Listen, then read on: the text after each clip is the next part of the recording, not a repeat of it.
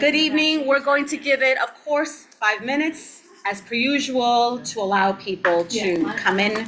Thank you for joining.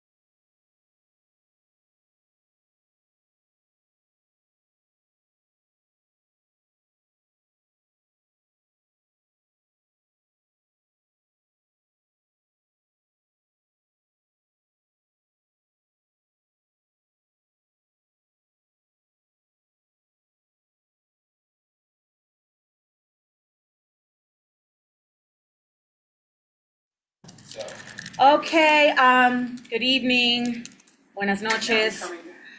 Welcome to the Community Board 12 Parks and Cultural Affairs. My name is Luana Ferreira, and I am the chair for this fabulous committee. Oh, you have to unmute. No, it is unmute. Oh, it's not? No, it is unmute. Yeah, you're looking at that. Yeah. So we're gonna get started immediately with our partners, our community partners, with their 2 minutes of updates and programming. Of course, as a kind reminder, we always appreciate if you can please email your blurb to Alexis. Hello, Daryl, just in time.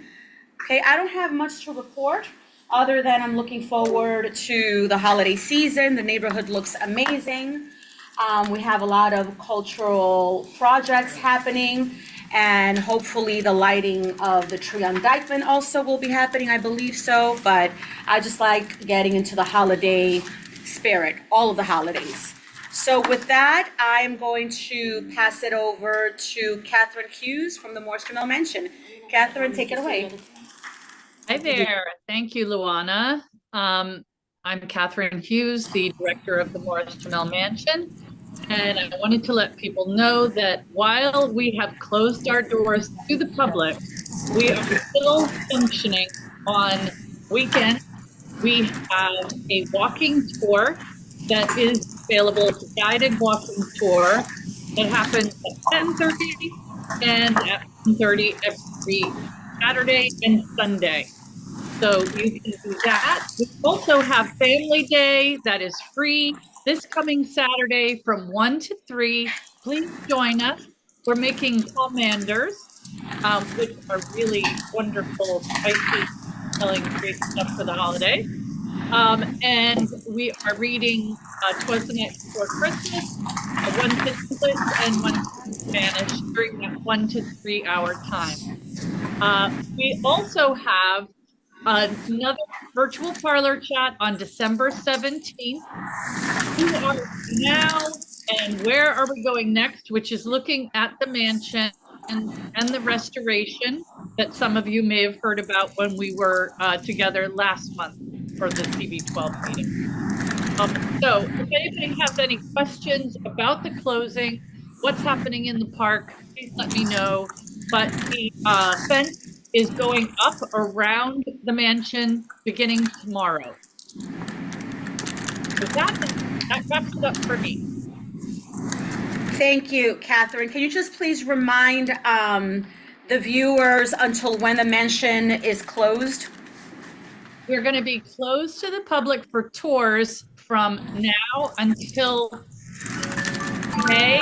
We're hoping that we will be open again in May, and this is just for the roof replacement part of the restoration.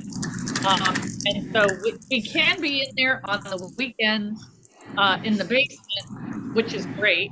And we are also doing school outreach programs during that. Thank you. This is mine, right? Yeah, can I have a, thank you. Any questions for Catherine? Let me have one. There we go. No questions? Speak now, forever hold your peace. Okay, I'm gonna pass it to Stephanie Caban from our friends at Riverside Park. Hi everyone, Stephanie Caban here from Riverside Park. I am the North Park Outreach Coordinator for 3 miles of the park from 120th to 181st Street, so the southern portion of Fort Washington. And just one update today. Happy holidays and happy December to everyone here. We are going to start a Snow Corps volunteer program. So if there's anybody who lives in the area of near Fort Washington Park and wants to help us out on snowy days, these are just one-time opportunities. And it basically during a snowstorm, we have to come in at 5 to 10 a.m., sometimes 5, sometimes 4, to help clear all the staircases in the park. So if you live nearby and want to help us out, I'm going to put my email in the chat as well. I also send out a monthly newsletter I'll put my email in the chat if anybody wants to be on that to learn more about like snow and winter opportunities. That's the only one we have as of right now. But again, it's basically just whenever there's a snowstorm, if we have volunteers who live nearby and want to help us out shovel the staircases in a safe manner, we love your support. So again, I'll put that my info in there. And Stephanie, can you please email me a report? Because I don't often get them from you. I put you on the North Park News. And I need your report. The programming update. If you can just write what you say tonight, if you can just put that in a blurb and email it to Alexa so that it can be put on the minutes, okay? You got it. I can do that. Thank you. Thank you. Thank you. Thank you. Any questions for Riverside? All right. We also have joining us for programming, Joy Hecht. Joy? Hello. I thought Bob was going to do this, and I thought he was there in person, but maybe he's not there yet. I'm home because I'm sick. Yeah, there's really very little to say. I mean, we stopped rowing a few weeks ago. We've done our cleaning up and packing up and putting our boats to sleep for the winter. If you happen to be down there and anything looks odd with our boats, please let me know. I'm sorry, Joy, you're breaking up. Oh, I don't have much to say of any importance anyway. Better. We're basically done for the season. Boats have been kind of packed up for the winter. If anybody finds themselves at Muskota, take a look at our boats. If anything looks odd, like something on top of a boat or whatever, please email us. Boats do get damaged by stuff blowing around in the winter, but hopefully they're okay. We've got some folks starting to do winter training. Lots of other folks who are like, so that's about it. There's really, things are going to be very quiet for a while. And this is just in time for our last meeting of 2025. Yeah. So that's it. okay. Thank you, Joy. Feel better, Joy. We don't have our usual suspects, Well, I have so mine, yeah, too. go ahead. We can go with Noma. So, Alexis is reporting on behalf of Noma. okay, so this is from Martin Collins. Sorry. Nome is having their holiday market at the United Palace on Sunday, December 14th from 12 to 5. Also that day, 3 p.m. ornament making with the Hispanic Society. I know, I haven't. 3:30 p.m. holiday music on the plaza. 4:30 p.m. tree lighting with cloth, and then stay for the movie It's a Wonderful Life at 6 p.m. at the United Palace. And you can get the movie tickets at unitedpalace.org. Noma's current exhibition, Sustenance and Survival, Uptown Reflections with 37 Northern Manhattan Artists, is on view through January 6th. Gallery, hours 6 to 8 p.m. on Tuesday and 1 to 5 on Saturday, and by appointment at 4140 Broadway and West 176. We invite everyone to the Artist Talk for Sustenance and Survival on Thursday, January 8th from 6 to 8. The Uptown Art Stroll Poster Contest opens on Monday, January 5th. Info will be posted on the website. And grand prize winner receives $2,000 and is the stroll's emblem. Second prize gets $1,000 and third place $500.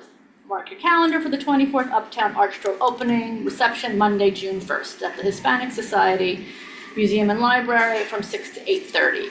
And that is it for Noma. Monday, June 1st. We're making announcements all the way till 2026. Wow, fantastic. Marty's on top. On top of it. And then I have one for, I'm also gonna read for Julie McCoy at Inwood Canoe Club. Not much to report. They had their monthly shoreline cleanup on December 7th. They had 10 volunteers and collected 10 bags of trash and 3 bags of recyclables. And that is that. Thank you. I also wanted to say that we have no resolutions tonight, though we have quorum, there are no resolutions on the table. I think it's important to note that.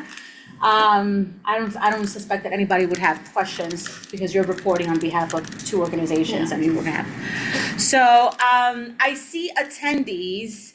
If you can just indicate if you're representing an organization, I can give you 2 minutes to report. Otherwise, we're gonna move on to Parks. Parks has a packed agenda for tonight. A lot of reporting, some good programming, a lot of updates. I see some attendees, but these names, I don't recognize names tied to the organization. So Okay. So Parks, you are up. Do you mind if I ask Luana, who do you have from Parks on? General Sorte, or you, or whomever. It's just No, you? No, I mean, do you see, is anybody else online? No, I have Alex Martinez. Do you have Alex is from Parks? No, in Little League. Oh, okay. I have Carlos, Christina, Alfonso, Rebecca Barnes, Oh, Carlos Barnes, is on there. and So Burns Carlos and Reg Ramirez. Okay, so I'll let Carlos can do the events, but I'll do Okay. my update first and then I'll Okay, great. let Carlos So do the Oh, which, events. what are you, fantastic. you're doing the, I'll do Capital and Street Tree and then just let Carlos do events. Yeah, programming. All right, hold on. start your timer. Okey doke. Alright, so, Oh, wait a minute. Is Carlos doing programming? 2 minutes? if Carlos is ready to go, sure. Yeah. Carlos, are you ready to do 2 minutes of programming? I think it's the wrong Carlos. I am. Oh, okay. So Never I know mind. I know it's a very common name. But I did I'm say not. your last name though, so yeah. Yeah, Mojica. Mojica. Oh, I missed it. Mojica. Yes. Yeah, you just heard the Carlos part. Carlos Okay. Mojica Right. with Parks. Yeah, I'm with I'm the executive vice president of Inwood Little League. Oh, very okay. nice. Well, welcome. Do you have any updates for us? Or are you you're just here participating? I'm here participating. I Thank think my you. colleague Alex Martinez has some updates, and I think the president, Juan Carlos Brito, is also supposed to be joining. But if I could say two things, pretty quickly. I mean, the league Sure. is growing. The league is growing. We're very excited because of the new rezoning in Inwood. If you walk through Inwood, it's totally different. We have these huge buildings, and incrementally, as an organization, as a league, we are seeing bigger and bigger numbers of kids joining the community Little League.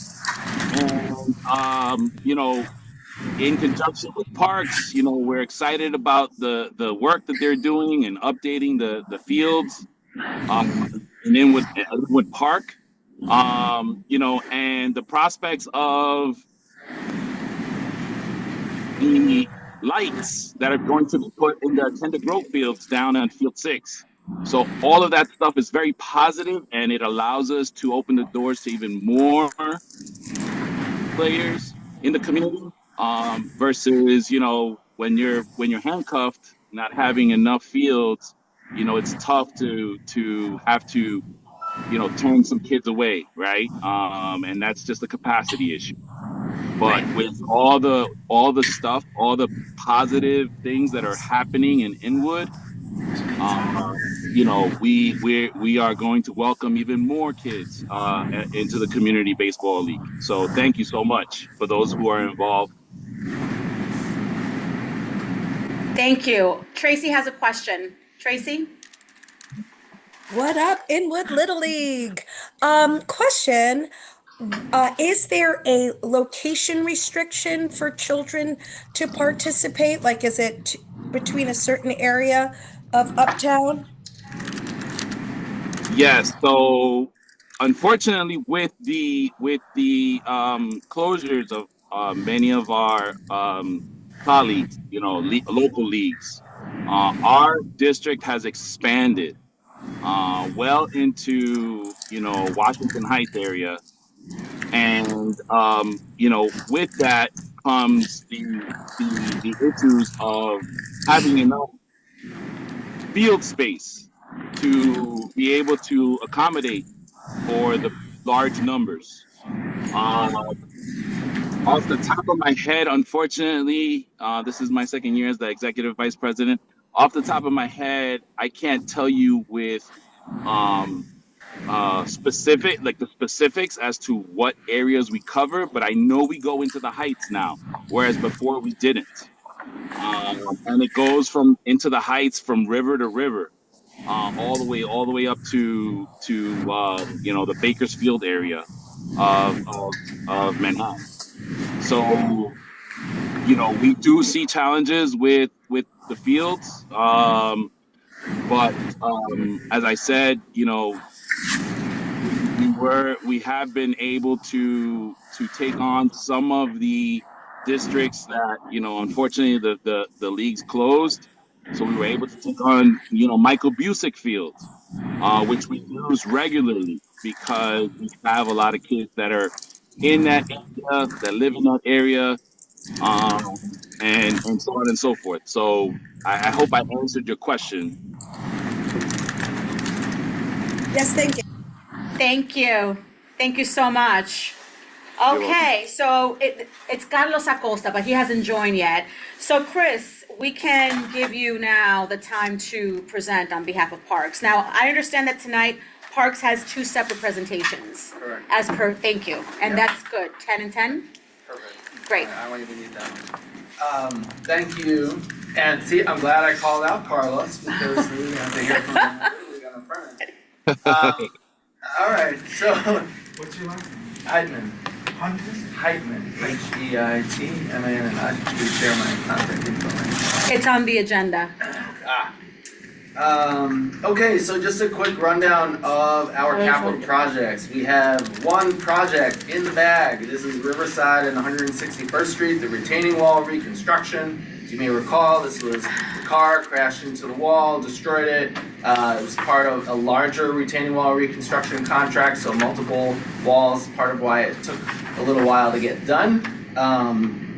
The project is complete. It looks great. I think maybe some board members can attest, and then also we working with local stewards and our borough crews team and the contractor, we also got a new bench installed by the birdhouse. So zero additional They're seating. thrilled. It's like a Everybody bonus. up there has been sending me pictures. They're absolutely thrilled. I love it. So we're very happy that the wall looks really great. It's, all of the ingredients are just to the T match the rest of the wall, so it's really nicely done.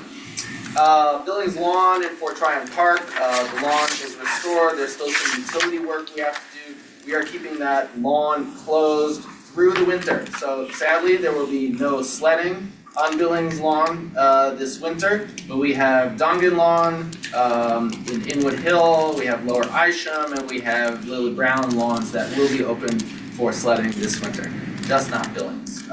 But in time, we will reopen that as soon as we can. Kiskaya restrooms, unfortunately still not quite done. We are 14 months overdue now on this project. The project did not pass a recent substantial completion inspection, which means that there are still some work to do. They are at about 98% complete, and we're going to try another round with the contractor in a few weeks. At this point, we anticipate opening at some point in January 2026. Inwood Ball Fields, 1, 2, and 4 reconstruction. So the project is about 71% time elapsed, and about 73% of the project is done. They're a little bit ahead of schedule. So they're doing great, and it is slated for opening in March 26. So spring 26, let's say. Lily Brown Playground reconstruction, 75% time elapsed, 60% work completed. And slated completion is still March of 2026. Utilities have all been rebooted, relocated, and are brand new and fresh. The plantings and the asphalt is in, and the play equipment will be installed next. This is a little announcement, we will need to close the temporary pathway going down to Riverside Drive. This coming Monday on 12/15, it will be closed for a few days, maybe up to 5 days. But essentially, they need to start rebuilding the permanent pathway, and in order to do that, they have to move the fence. And so, people will still be able to walk across the lawn and around the fence, that will still be accessible, but the actual paved section of the temp path will be closed. So, Isham and Inwood Park retaining walls. We have 2 retaining walls being reconstructed, the one up in Isham.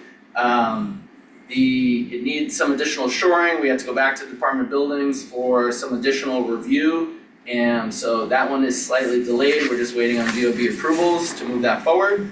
And the one in Inwood is just kind of up in the woods. You wouldn't note it unless you hike around in Inwood. That one is going well. And both of those projects should be done in early 2026.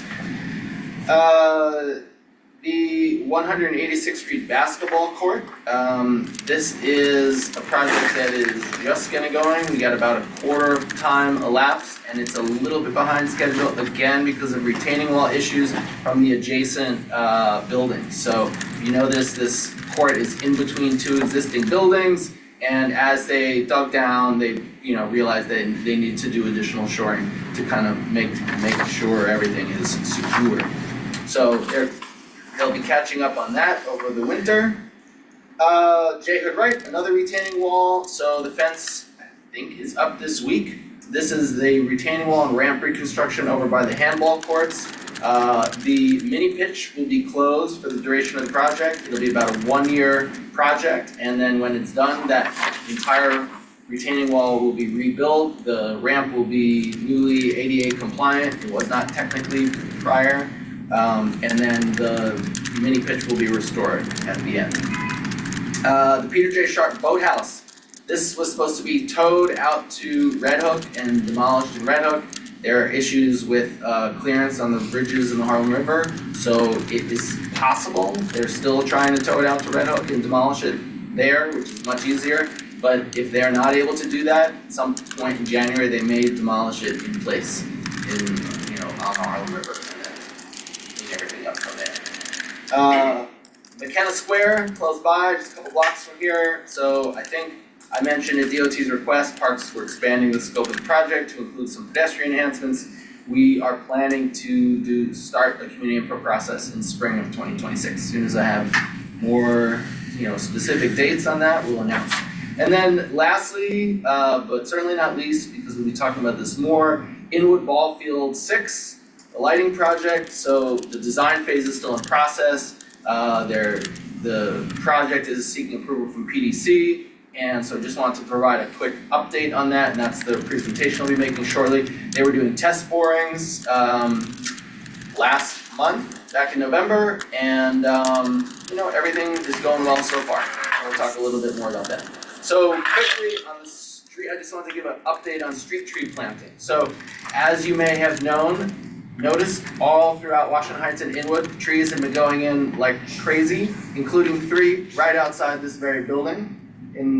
Yeah, right, Tracy sees. So in the last 10 years in CB12, over 2,000 trees have been planted by Parks and Parks' contractors. In 2025 alone, 691 trees. So we have like really ramped up the pace. This is part of the new neighborhood tree planting program. This is year 1 of that program. So in year 1 and year 2 and year 3, Washington Heights and Inwood will see additional trees. So like next year, for example, almost 400 trees will be planted in Washington Heights and Inwood in CB12. So with that program, then once 2027 is done, there will be no new tree plantings for about 9 years or so, because then it goes to other sections of the city that need trees. So it's these kind of large cycles, large couple year cycles.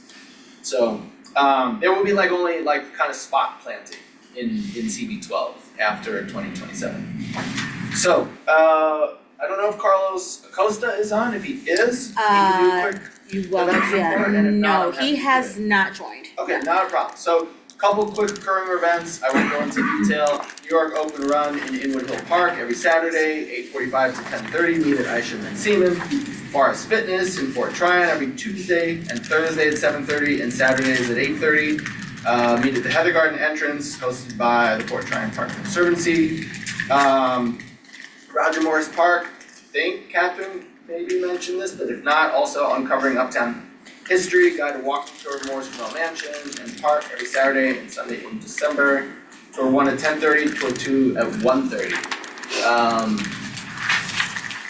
Then special events on Saturday, the 13th. We have Inwood Hill Park Forest Restoration. This is run by our stewardship division. Meet at Seaman and Isham and go up into the forest. You got to sign up in advance and work on 1 minute, Chris. restoration work. Sorry, 1 minute? 1 minute. Got it. Okay, Winter Wonderland hike on Saturday, Inwood Hill Park, Seaman and Isham, 1 p.m. Ring Garden holiday lighting on Sunday the 14th at 3 p.m. Cloth tree lighting at Il Catania on Tuesday the 16th at 3 p.m. There's like a workshop with cloth, and then the tree lighting's at 5:15. Saturday the 20th, Astronomy of the Winter Sky, run by our rangers in Inwood Hill Park, 218th Indian Road. Sunday the 28th, a winter tree lighting in Inwood Hill Park, also 218th and Indian Road, 1 p.m. And then on Monday the 29th, we have Kids Week, run by the Rangers, Meet the Nature Center Critters, Inwood Hill Park, 218th and Indian Road, starting at 1. And lastly, Wednesday on New Year's Eve, 1 p.m., Kids Week, Wigwam Gathering and Campfire in Inwood Hill Park. And that is all I got. Alexis? Thank you. Thank you for recognizing me, sir. Thank you so much, and this I is so useful. I'm glad Yes, to hear that. love it. I have a question. Okay, but I'm the chair. I get the privilege of asking first. Wait a minute. No, go ahead. This is my co-chair. Go ahead. I yield, but I go after you. This is what everybody should do. See, this is what I'm saying. Do you know if the Ring Garden, they're doing their little holiday boutique too? Or is it just That a is tree a good lighting? question that I don't have. Okay, that's all I wanted to know. Rock on. In terms of the tree planting, can you explain the areas where trees should be a priority, or better way to phrase the question.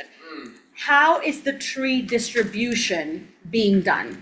So my understanding of the way the tree distribution is being done is based on current canopy and like the heat index. So the newer program essentially, instead of like a blanket approach and going Right. by requests, so requests by the public don't carry as much weight as they did prior because it was found that there was some inequitable distribution essentially of trees where they are most needed.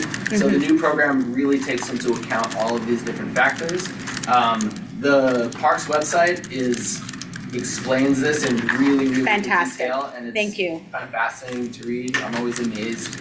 Even working for parks, I'm always amazed going on the parks website how much detail there is about all of what the agency does. So Thank you. So everybody should be going on parks to see exactly where the distribution is happening. under street tree And plantings. yeah. It shows all the zones, and the Love it. meters and all of that. And I think that heat index is an indication of where the need, like a fair indication. Daryl, you had a question? Yeah, two questions. The tree plantings that you said, do you have is there like a map of that? There's a map online. It doesn't show like by spot, it'll show kind of a zone. Right, Right. okay. And with the sledding, you said, that's the hill that goes towards the overlook? Yes. Correct. Above that arch? That is Billings Lawn. Yeah, Right, that one is closed this year. and when you say closed though, how is The it? whole lawn is closed. Okay, cause if it's just like one Fence. wood fence, people are gonna tear it down. They may, and It's still- they may, and we'll put it back up. I Okay. mean, this is, we'll see if it's a challenge. It's a favorite spot. I understand, I know, I mean, the Conservancy has been posting it on the, and they will reiterate this message if and when we get snow this winter, so. Yeah. And we'll be steering people towards Dongan Lawn, which is really, It is. Great. Any other questions? Yes, I have a question. Sure. Because in my neighborhood, we have plenty of trees planted, but many of them have died.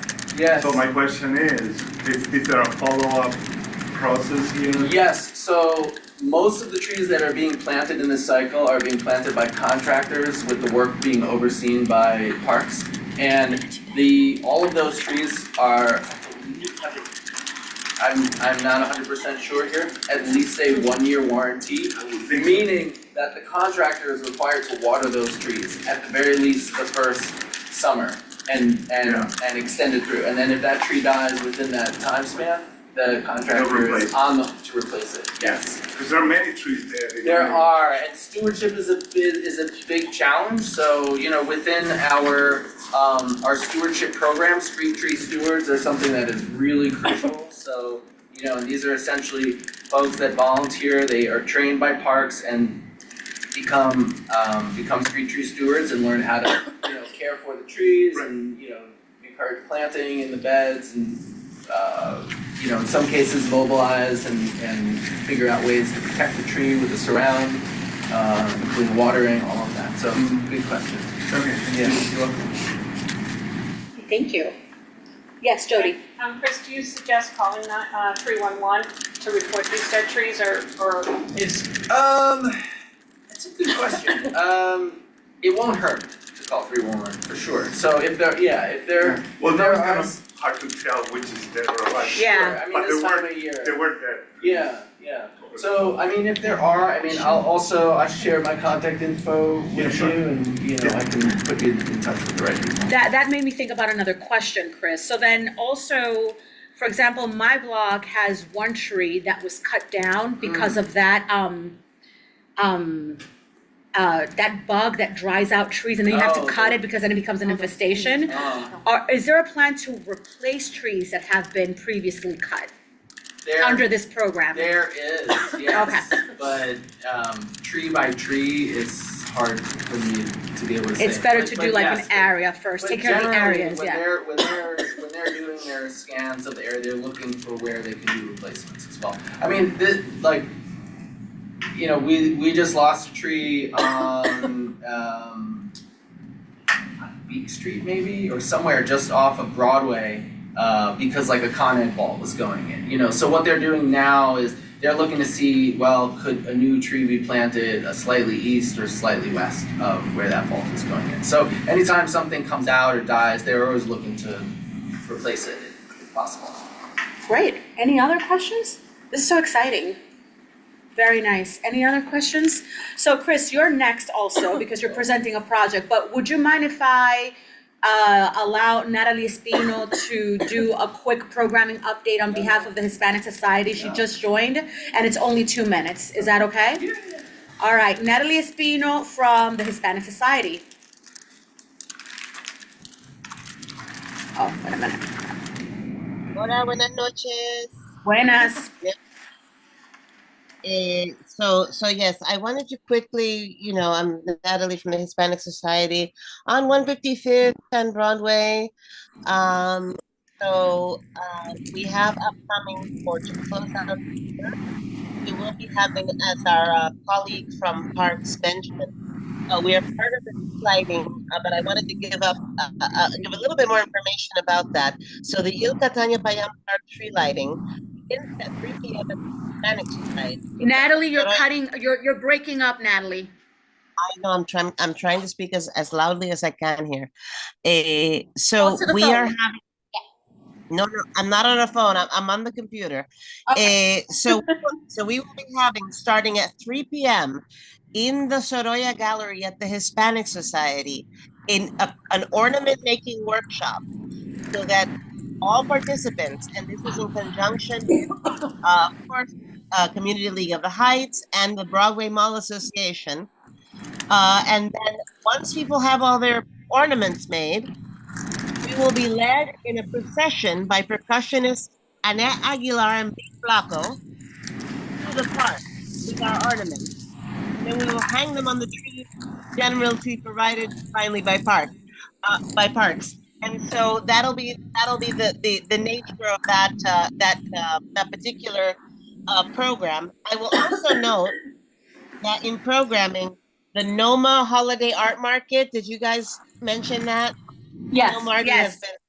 has been things about that. Okay, so the Hispanic Society will be providing the ornament making workshop for that event on Sunday the 14th. So December 16th, Tuesday, starting at 3 p.m. Send all of your families, anybody who wants to do some art. I guarantee you it's healing. It's amazing. Work on something creative. Come to the Hispanic Society, make an ornament, and then proceed with us to the park to hang it on the tree. And as always, follow us in los medios to find out what's going on. We have a new exhibition that's opening on Friday, Goya and the Asian Revolution. This is our contribution to the American celebration. Natalie, your time is up. That's fine. You all know where to find me. Ciao. Bendición, amor, happy holidays. Los quiero un paquete. Felicidades, hermana. Okay, thank you. You got that? Okay, good. All right, so now we can resume our regular agenda with, again, Chris, on a presentation on the installation of sports lighting at Inwood Hill Park, ball field. Hold on, here, I need these. Ball field number 6. Do you have So are you able to pull it up? What I sent? not on this computer. No, but if you have, do you have it on I mean, I can, but I can't. do you have it on thumb drive? Let me see. What if I join real quick?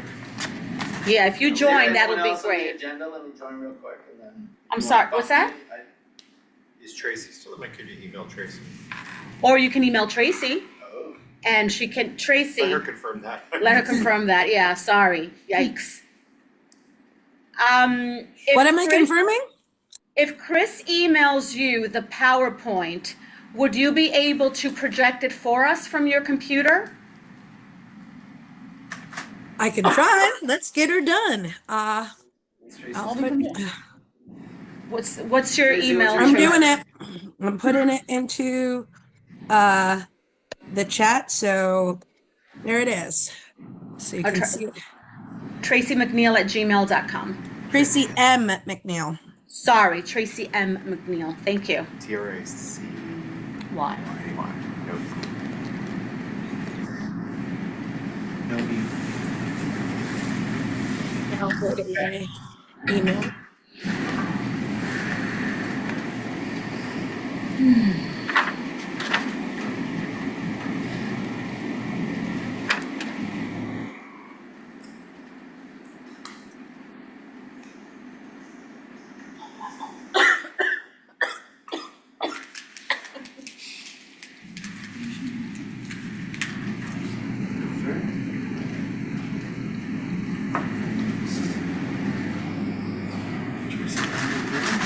Also, Tracy, while you're at it, make sure that you look at the Q&A because Alex Martinez wants to get in touch with you from Inwood Little League.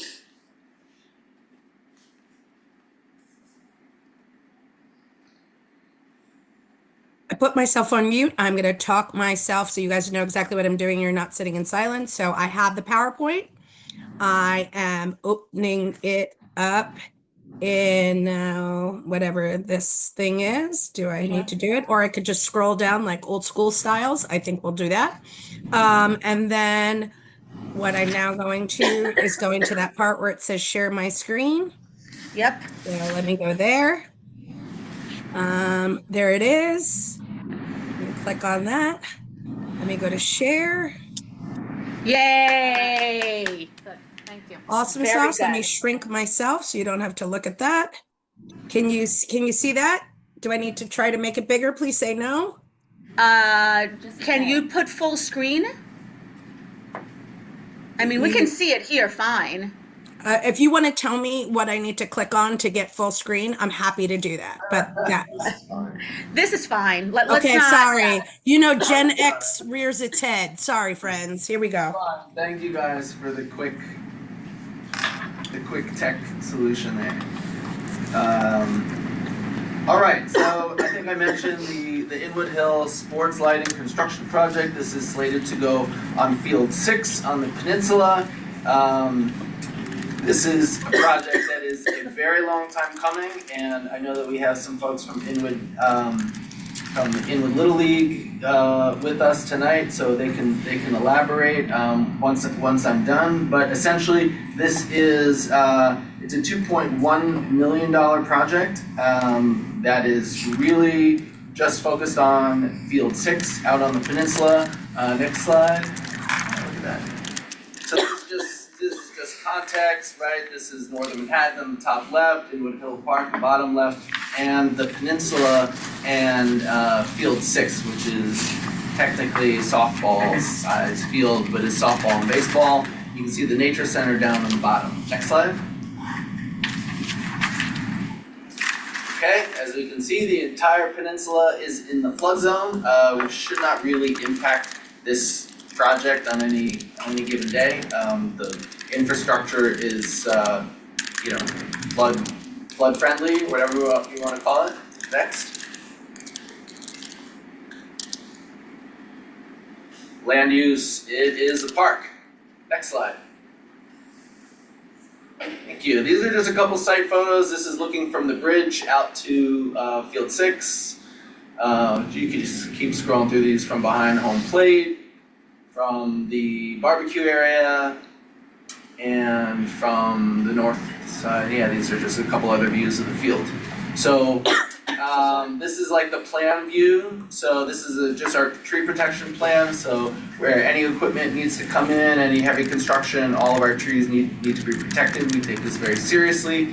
We have a lot of mature trees in the area, so the work has to be done somewhat surgically around all these mature trees. Next. Here you can see the location of the 5. There will be 5 lighting towers that are going in. All 5 of them are outside of the footprint of the ball field, so they're outside the fence. So there's no danger of players, running into any of them.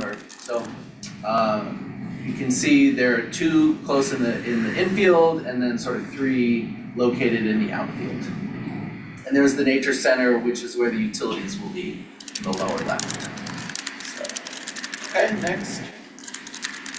Here are just some sample components of of an individual unit. There's a precast concrete base that's mostly sunk down into the ground, and then 2 sections of steel pole are bolted to that concrete base, and then you have the lighting assembly as well.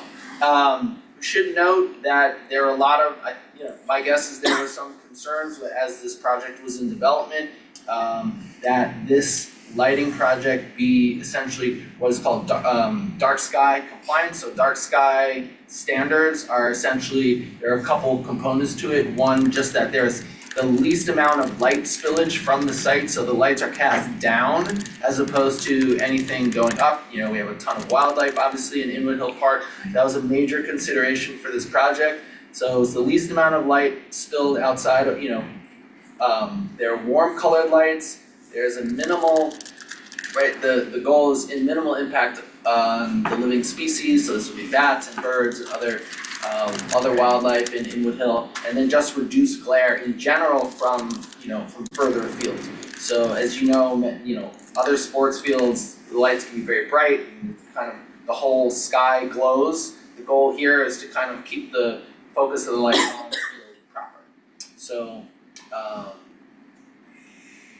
Parks controls the lights from a centralized control board, so we turn them on, we turn them off, it can all be done remotely. And then we work with the league and any other permittees to schedule when that is. Next slide, please. I am not even going to pretend to be able to speak much to decipher that. This is essentially like how many foot candles of light are on the infield is much brighter, the outfield less bright, but still obviously light enough to play. But then you can see, without even really being able to see the numbers, I think the surrounding area, the light levels just drop like immediately. So the lights are really focused on the field, and once you go outside the field, there should be like fairly minimal impacts. So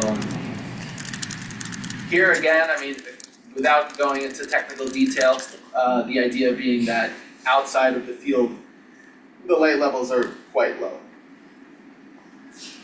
And I think that is the last slide, so I will do my best to answer any questions. Thank you, Tracy. Thank you, Tracy. Thank you, Tracy. Any questions? Yes? I love what you said about the lights, but in general, do they go off at a certain time anyway, or? It's a good question.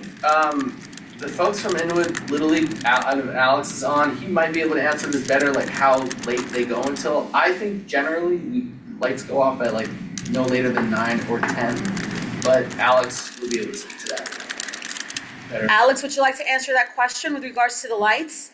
Or anyone else. Or anybody else who has experience in this? Okay, yes, Alex, right. Thank you, Alex. Okay, can you hear me? And hello, everyone. Loud and clear. All right, thank you. The lights usually are turned off, like Chris said, usually 9 or 10.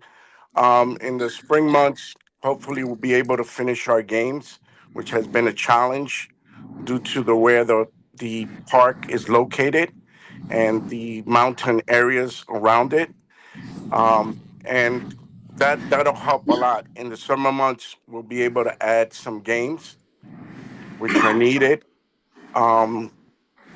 So that's and the best thing for those of you who don't know, we've been on this for over 20 plus years to try to get these lights. This project at one point was $500,000 and it's at 2.1. And the lights are anti-glare, which is great. And that's what we've always been asking for. Thank you, Alex. Did you have another? Okay. All right. Any other questions? On lights, or can we ask Parks questions? I have a Questions question. about this project? Yeah. Okay. Just, Chris, you know what I'm gonna ask you. Go ahead. Send me the slides, please. Oh, sure. Yeah. I sent to Luana Talent, but I'll forward to you as well. Yeah. Carlos, you have a question? Oh, I'm sorry. You know, I thought I meant something. It's over, it's over. Carlos, yes? You can ask your question. We're still asking questions about this Hi, project can I ask? before we move on to general Yes. questions to Park. Okay? Go ahead. Can you hear me? I'm sorry. Yes. The question is around the actual construction and if it's going to impede, I guess, whenever the lights are being installed, will it impede games? So in other words, do we know as to when the work will start, what year and when it should be finished, any specifics around that timeline? Yes, Carlos, I don't have specifics for you, but essentially because this is a design build project that I believe we already have the contractors identified, so there won't be a long procurement process. But let me get back to you on the specifics of the timing of construction. Great, that's awesome, because if we have to pivot, because I know materials will probably, block in, any type of access to the fields, and all of that, because we don't want any of the kids playing while big towers are being put in. If it's going to impact a specific season, we'd like, the heads up so that we can pivot and see, what else we can do to make sure that we don't cancel a season. Understood. I mean, at this point, I should just note that, the ball fields 1, 2, and 4 will be back open, and ball field 1 will, has lighting going into that project, so that'll be operable this year. So, we should be able to pivot, but. Okay. Thank you. All right. Thank you. I appreciate it. Thank you. We have a comment from Dr. Legrand saying that she's very happy to see that the lights are sky friendly. That's a new one for me, but you learn something new every day. Rebecca, let's see, hold on. Oh, she put her hand down. Okay, so, no, okay. Yes, is it Rebecca Burns? Oh, yeah, she's in Parks. Oh, she's in Parks. Oh, my goodness. She knows. Okay, I am so sorry. No, that's okay. Can you hear me? Loud and clear. Okay, yes. This is Rebecca Burns from Capital at Parks. I just wanted to say that we're looking to finish design sometime in the spring next year, and then it will actually have to go into procurement.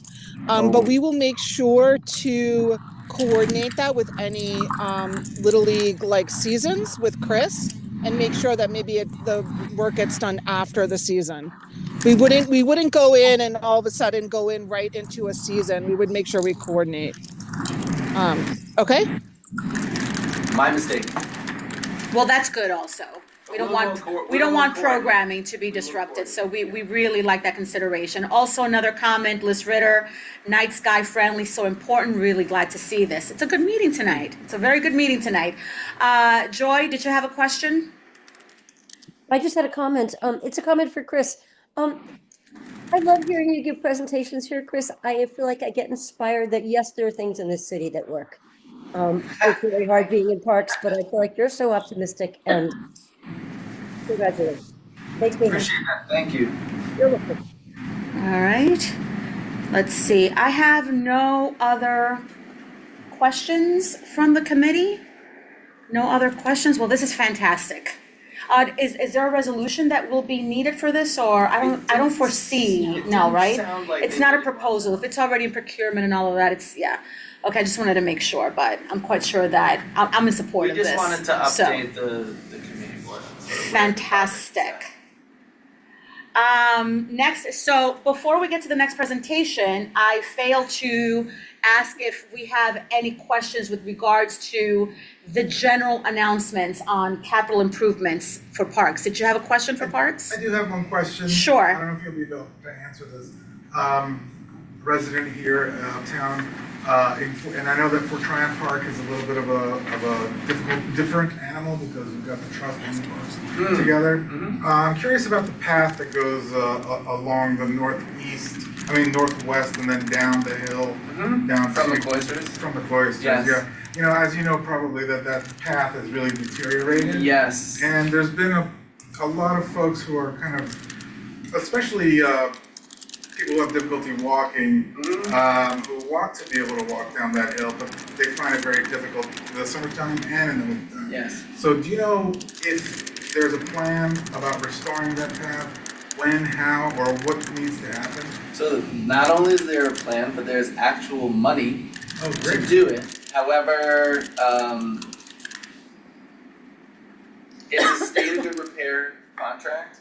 My understanding is that, again, it gets tied into other state of good repair projects, so it's, I don't have a timeline for you, and I will try to, Jana will come back, or Jana and I will talk, and she'll bring an answer back in January when we think the timing of that'll be. Okay. But it is in the works, That's great. funds have been identified, and so, That's awesome. yeah, it's promising. Great. I agree, it's in terrible shape. It's a bad shape. Yeah, especially when it gets snowy and icy, and I mean, last year we had to close it a couple times Yeah, I mean, because we can't even plow it. It's in such bad shape. yeah, one of the issues is that there's a naturally occurring, I think, runoff of water. And, it gets frozen and Yeah, it gets it's- the cracks and it expands, so it's really hard to maintain. So I agree. it may take quite a bit of Yeah. actual engineering to get the water remediated so it doesn't keep doing Right. the damage. The drainage swales and pitching it so that it Exactly. drains well. Exactly. Yeah, you're right. Daryl, you had a question? Yep. Oh, I saw your hand. I'm Anybody sorry. else? Sir, can we have your name so we can have it properly on our minutes? Sure, I'm sorry, Octavio Blanco. Thank you.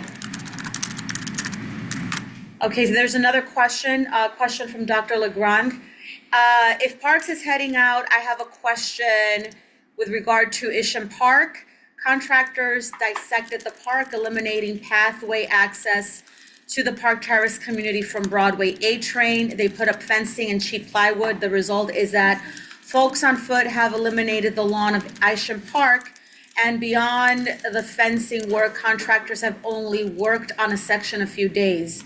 The park lawn is ruined. What is their plan? And I don't think the park is destroyed, but these are the words that are I being understand. utilized. I understand. So the challenge with that site was just the ability to ferry equipment and materials down to that lower level where the retaining wall is being reconstructed. So this is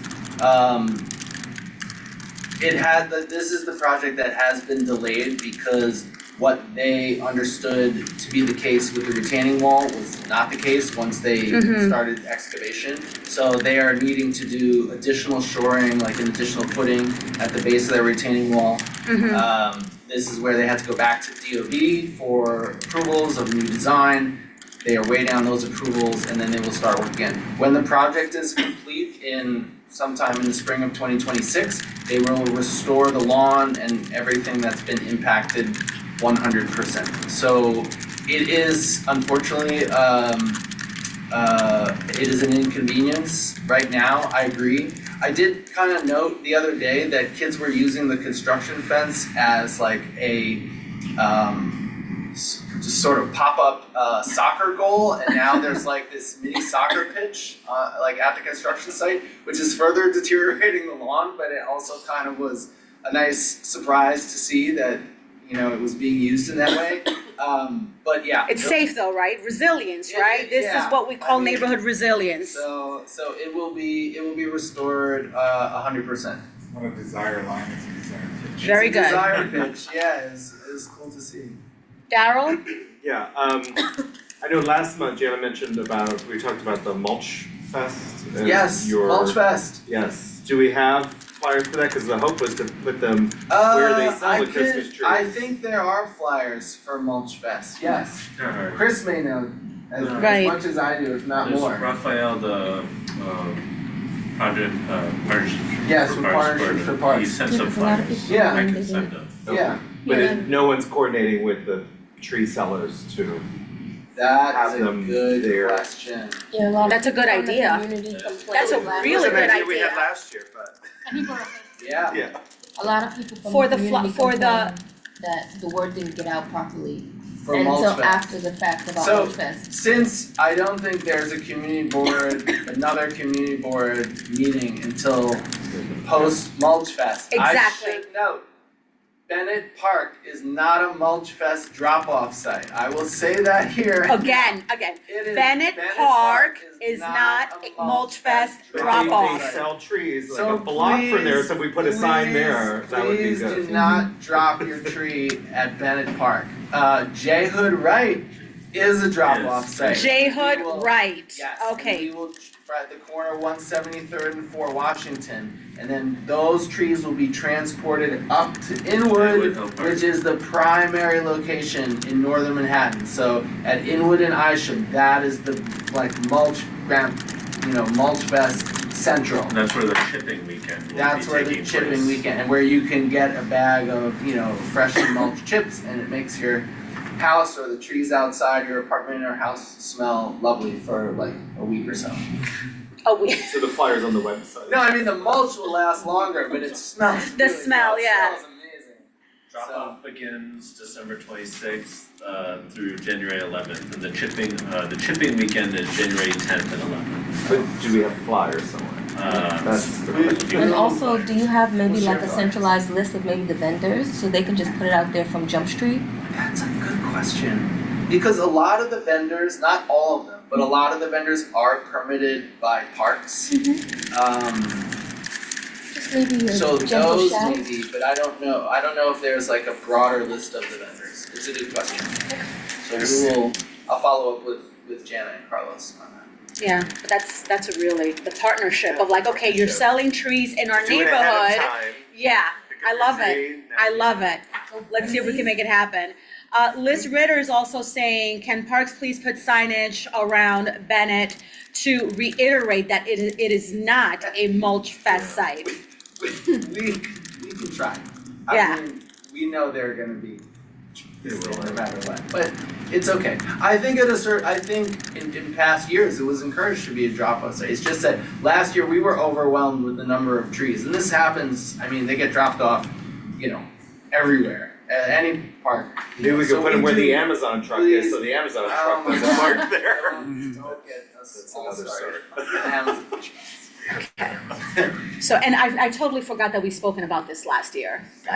It's, to me, it sounds new and it's great and it's fresh. It's new every year. Oh, it's new every year, yeah. Okay, thank you for that. So, yes, Alexis. So, what I would like, because I think it's helpful, if you guys have these sort of things like this mulch fest or whatever's going on, if we could get paper copies here, because this is a paper community and bilingual as well. This is a paper community, Yeah. and my concern is that there's a lot of people that just won't know and would like to know, but not everybody. Like I know for my building, I live at 555 Edgecombe. People just aren't, they're not checking their emails. I have a lot of, people who are older, they're not doing that, but, they can get their son or whatever to do it. And I could leave a lot of flyers, like just in the buildings in my neighborhood, Yeah, to spread the word, and not just for something like Mulch Fest, for any like kind of major activities you have going on. yeah. If we could get some flyers in this office and then to also maybe, pass around, that would be so helpful. Like bilingual flyers about different events that are going on in this community would be so, so important. We can ask the forestry team that coordinates this and our marketing division if they can supply that. Our M&O division, we unfortunately do not. Whoever does, They don't give us paper enough to, enough Yeah. paper to like print a ton of flyers, but Like even if I'm, We will. just to have some here and they can Yeah. print out some in the office, Yeah, and then okay. if I, Sure. and then I would even like print some out from my building. Yeah. I would print some out from the building. It's so helpful. Or even to put the libraries. That would be really helpful. Bilingual flyers in the libraries would be great. noted, thank you. Also, there's some cafe shops and restaurants that already have bulletin boards. We can post there also and do some outreach there, so And yeah. to piggyback off what you guys said, libraries, of course, we want to catch the kids before they go on break. There's schools, so push that pipeline as well. Yeah, they can bring it. Yeah, bring it home. I will bring all of these excellent ideas back. But at least to have some at least here in the office would be great. Yeah, okay, alright. So I'm just going to allow 2 more questions so that we can move on to the next item on the agenda. Also Green Market, Liz is saying. Yeah, that's good. Thank you, Liz. So here are 2 more questions and then I'm gonna close off parks because we still have 2 more presentations and I wanna be mindful of the time. Dr. LaGrande, during the turkey trot, the volume of silt deposited from runoff drainage concerns around Gaelic soccer. Gaelic Field is 215th Street. From drainage concerns, Field made many paths treacherous because of mud over the asphalt. What is the drainage plan for this area? We are working on a drainage plan for the area with our natural resources group. And then the last one. There's a lot that needs to be done, it's very challenged, both water coming in from Spite and Dival and down through the forest, so we agree it's an issue and we're working on it. So it's being worked on. And then Parks uses a dirt plow once a month. Is there a real plan? I do not understand what that is. Dirt plow once a month to maybe clear mud from the intersection by Shirakapak Rock. We do that at times and we're trying to restore some of the clogged drains. Like we cleared all the drains below the dog run, between the dog run and Gaelic Field about maybe a little over a year ago. We've kept those drains clear, so that's much improved, but agreed by Great. Shirakapak, there are some drains that need attention. Okay. And this is why we will continue pushing for 1% for parks. Because this is the kind of funding that we need for park maintenance to pay staff to maintain parks. And I encourage everybody to continue pushing for 1% for parks. And with that, we are going now to Rocky Run Gardens Rehabilitation and Community Partnership Program. Hello there. Hello. We have Dr. Giovanni Graziosi. Graziosi. Molto bene. Thank you. How do I do this? You There is a can, presentation. yeah, you can pull it up. Oh, I don't know how to. Daryl, do you think you can help? No? All right, Danny's not here to do the, Do you have a flash no, drive? he has it ready. He has it ready right there. It's cute Oh, in you there. can It's cute in there, Oh, yeah. I mean, Tommy says.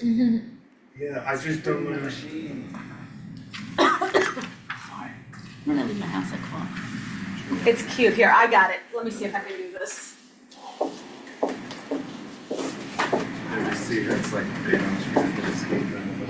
Let's see. So, Parks and Coast Current. Let's see. Oh, no. Right. All right, so why is it not?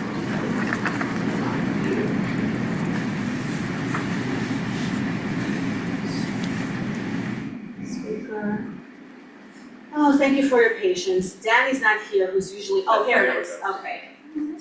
And do you have it here? Let's see.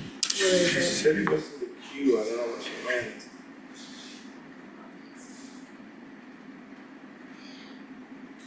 There it is, okay. Okay. Thank you, so I just moved down my, okay, good. Okay, great, thank you very much. Good evening, everyone. My name is Giovanni Graziosi. In general, I'm an urban planner with interest in environmental planning and community participation. And then I do gardening, event design, I do all those things. I'm also a community resident. I've been in this community for over 35 years.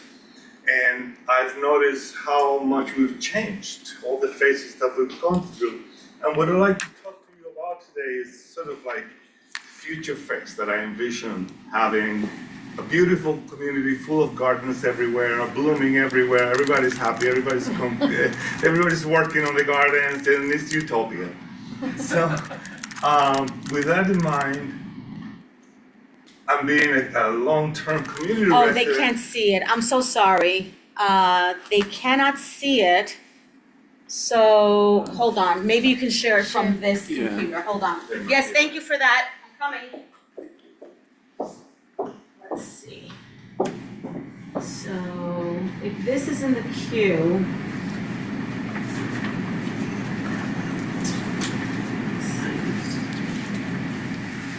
So, Johannes, oh, I thought you were gonna come and help me. I wish I knew. Here it is. Can I share from here? Okay.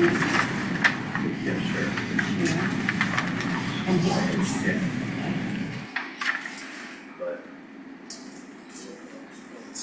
It's still up there. And then, hold on. It says your screen share. Yeah. I just wanna make this a little bit bigger. Technology. Don't worry. No? I think it's good. Okay, you can scroll, yeah. Yeah, it conveys well. Thank you. So, as I was saying, I've been in the neighborhood for over 35 years, and like all of us walked around, know the neighborhood, every corner of the neighborhood. And what I've noticed is that we're lacking community gardens. Yes, there are a couple of community gardens in the neighborhood, but when you compare it to other areas in the city, our neighborhood is what I call a garden area desert. If you look at the Green Thumb map, this is from the Green Thumb, the city, you see Green Thumb gardens everywhere in the city except in Washington Heights. So I call that garden area desert. With that in mind, I prepared a proposal and I submitted it. Before I do that, I just want to tell you. Remind you, you don't have a lot of time, so. Yeah, once I saw this problem that there isn't enough community gardens, I developed a study framework to work with the community through action, community through gardening, community through partnerships in order to establish an organization in some form in the near future. So these three phases of the study encompasses a whole list of tasks and activities that we need to do to maintain gardens in general. And what I'm here to tell you today is the first case study that was funded by the Citizens Committee for New York. New York City, I wrote a proposal, I submitted it to them, and I presented this theory that we live in a garden area desert, and they funded us. So I asked for over $5,000, they gave us $3,500, but that is very generous. So with that money, we contacted City Park Foundation, and my company is Flowers for Tomorrow. I do event designs. And you might wonder, for those of you who don't know, Riverside Drive and West 165th Street is where the Rocky Run Gardens are located. The Rocky Run Gardens flank the Rocky Dog Run, and the gardens, there are three major gardens. There is a composting open area that we're planning to build a composting unit with the Parks Department now that we were able to establish connections with them. So I continued the project and I did a site assessment to determine what we needed to propose in our proposal. They asked us to identify participants. I worked with Ms. Norma, who is the gardener, the main gardener in the garden. and several other individuals. So I submitted this proposal, they funded us, we started the project. Here you see us cleaning the gardens and mulching and turning the soil. This was during the fall. Now, on Sunday, we had an activity, and that's what I wanted to show you today, some of the pictures that show community participation. We created activity maps, what needed to be done, removed tree branches, lots of leaves that had to be raked, etc. I employed participatory methods, posted online, sent emails, conducted an online raffle, you name it. We did a lot of community outreach. Something very funny that I found, I put it on Craigslist, and sure enough, I found that some people were very interested. She sent me her phone number, I spoke with this person. We got some haters. This woman said, you better contact HRA to hire those people who sit around doing nothing, collecting benefits. Anyway, so some people liked it, some people reacted negatively. But we posted signs everywhere in the park. We worked with the City Parks Foundation. We had one individual come all the way from the Bronx to work with us all day. That, for me, that was the best. And we had another individual come from New Brunswick, New Jersey. He got credit. Yeah, he get credit. They get credit for community work. Anyway, it was a great surprise for me. So we posted those signs all over the park, all over the dog run. I've been documenting the growth of the gardens in my website. And quickly, what I wanted to show you is the kickoff meeting on Sunday that we had. We had an agenda, a very ambitious agenda, I have to say, because there was a lot to do. My company does event design, so I designed this table. We had some giveaways. These are bags filled with gardening tools for people to get into gardening and stuff. We did some plants, etc. Okay, so we had about 18, which again, I was so happy to see 18 individuals turn into a Sunday, cold Sunday, to work in a park. So throughout the day, we worked for 4 hours. I figure 18 individuals for 4 hours. We put in over 70 hours of work. That, the community gave it to the parks, which is great. One of the things that I found that were very interesting, people were piling up all these leaves. I didn't know what they were doing. They did this by themselves. They just piled the leaves, and then the second shift came around and bagged the leaves, and they all worked like they worked for the parks department. It was great. Some quick pictures, and I'm near the end. Just to show you. And you make cards? And we work with Rafael Gonzalez and Carlos Acosta. Carlos Acosta. Incredible individuals. They were very, very helpful. And what I wanted to show you is at the end, we gave away all the goodies, the plants. People were really happy. Like I said, we had 18 participants, so most of them got goodies and plants and things. We collected over 70 bags of leaves. And we recycle, I estimated about 20 cubic yards of dry leaves that we recycle in the back. It was a full day of work. The bad thing is I had to tell you that the bags are still there.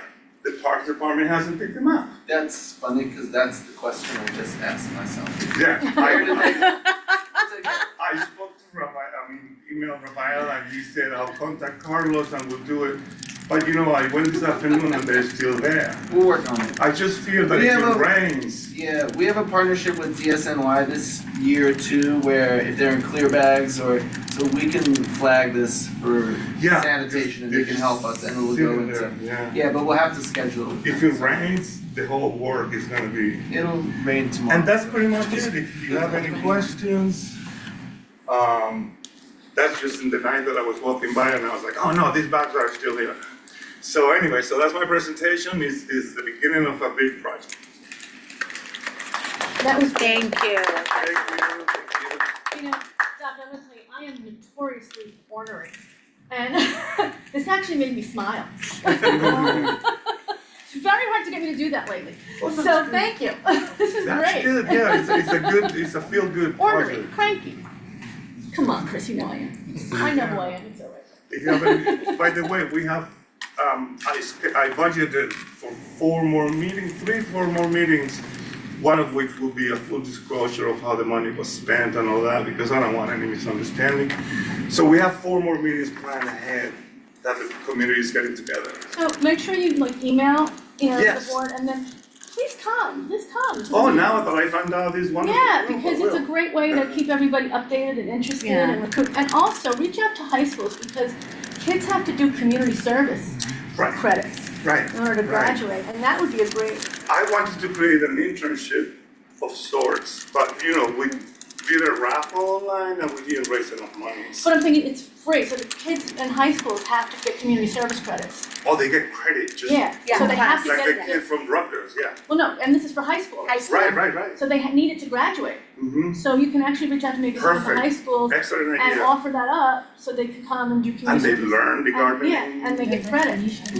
Excellent idea. But also, Alexis, since you're always so industrious in funding, would there be a way that we can make a connection so that kids can get a stipend during the summer or do like summer work? Summer youth employment program.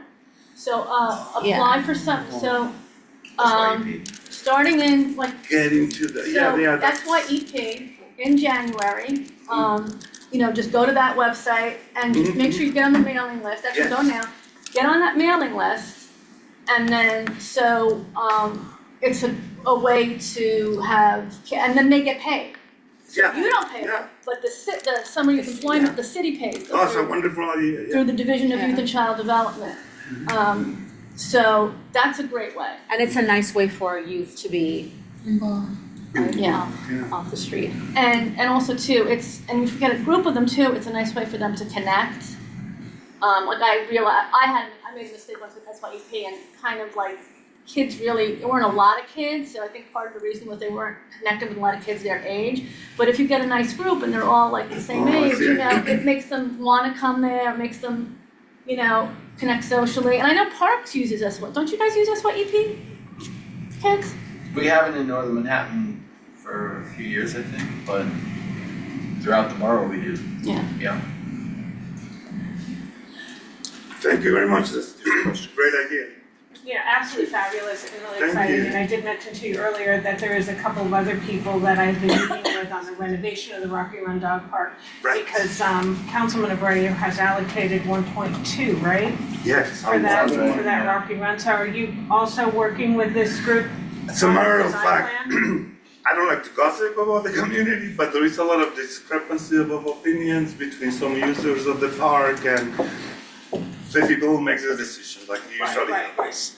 But this Sunday, something happens. Right, so it's Something exciting. happened. Right. Lately came, Norma was there, Parks was there, I was there, so we exchanged information. Fantastic. Because we are left without knowing what's going on. That's what most people say in the dog run. Why are they not telling us what's going on? But on Sunday, we spoke with Leslie. Leslie told us what's going on. It was great. And Carlos knows Right, a lot, right. No, knows a lot Carlos. about what's happening there too, so that's great. Thank you. Great work. Thank you very much. Daryl, did you have a question? I'm sorry. Yeah, no, I had a few questions. Daryl and then Crystal, you have a question? So, Yeah. this is on Parks Land, is that what? It's Parks. This This is is on, for Washington Park. okay, and are there other locations you're looking at to identify? Lily Brown Playground. Say that again? Lily Brown Playground. Okay, anything further, I guess north of that? My next step as a proposal writer, I'm going to develop this theme and try to raise more funds to do an assessment of the community and look at every little corner where we have a garden and just do an assessment of the community. So at this point, I just concentrate on Lily Brown Playground and Rocky Run. Oh, and this isn't related to the, Fort Washington Collegiate Church people? They're not No. affiliated with, okay. And then is Columbia or New York Presbyterian helping out at all? No, we have Is this to, like right? we have to, exactly, they benefit. We have the people come in and enjoy the park and everything. But we have to be a 501c3 and we're not. The Rocky Dog Run is, but it's complicated. It's complicated to work with all the different components. and get the 503c3 denomination and be able to get more grants, and it's very difficult. So, but as I understand it, there is a 503c3 denomination for the dog run. I'm not sure. Like a real 503, which will be the way to raise money, because right now I'm doing it just as a private individual. I mean, Raf and Carlos will be able to talk to you. Right, I was talking to Raf. Because there are ways for funds to come through City Parks Foundation. Right, yeah, I was talking to him As an this week. umbrella organization, so you can pass it, so Yeah, keep talking. yeah, no, they're definitely, I mean, such a great connection. Crystal has a question. I'm almost done. Yeah, And just let's give going- out somebody else a just- chance also, well, yeah. Just going back Yeah. to the volunteer thing, I know NYC Service is also a good, it's a city agency that just deals with like volunteering. NYC Service? NYC Service. You just Google Never NYC heard of it. Service. Yeah. it's a Okay, city I will look agency. into that. And then like, does Parks advertise for volunteers for this? Yes. They do, okay. The City Park Foundation. Right, through partnerships for parks. So Yeah. that's- So RAF is essentially the new Carlos at Partnerships. Carlos was the Partnerships That's right. and was our link to volunteer events up here. And Yeah. we brought Carlos closer to home. And so he's still working on that front, and now RAF is on. Yeah, Ralph posted it, excuse me, on the Is My Park volunteer project. That's how we got this one student from the Bronx. I couldn't, personally, I would not have come all the way from the Bronx to work in Manhattan. But he did, and he showed up, and I said, what are you doing here? I said, I just saw it on the web. Wow. That's participation, that's really great. That's really care. great. I just wanted to commend you for all the work that you're doing, but I did hear that you are having financial issues, so would you be willing to work with OSY, a combination with UICD, SYUP, We Act, so that you can get an ongoing all year long, so Yes. that you can really fulfill your issues Yes. and environmental friendly programs in the community? Yeah, definitely, I've been looking into that, more opportunities, more connections. Also, NYC Cares on top of what he Oh, said. Yeah, They also deal with the city and volunteering as well. yeah, I never And they heard will of keep this. the hours for you. So all this information will be on the minutes? I can get like the names of the group because, okay, I'll give you my card because I can also Okay. talk to you about fiscal sponsorship right. so that you can start to apply. I was gonna add, are you in touch at all with New York Restoration Project? Not at the moment. Because they co-sponsor community gardens throughout the city. I took a tour about a month ago on East Side where they demonstrated the different sorts of community gardens that exist. Everything from vegetable gardens to meditation gardens, so that the range of opportunities in terms of what is considered a community garden is much broader than many of us even realize. So I would reach out to them. I don't know who the contact is, but I think you could definitely. Yeah, thank you, yeah, every single, And also they're they started out as part of town, so I'm surprised that they haven't been more active. So. yeah. Yeah, I mean, I would say usually Kayo's here. Kyle, yeah. Mhm.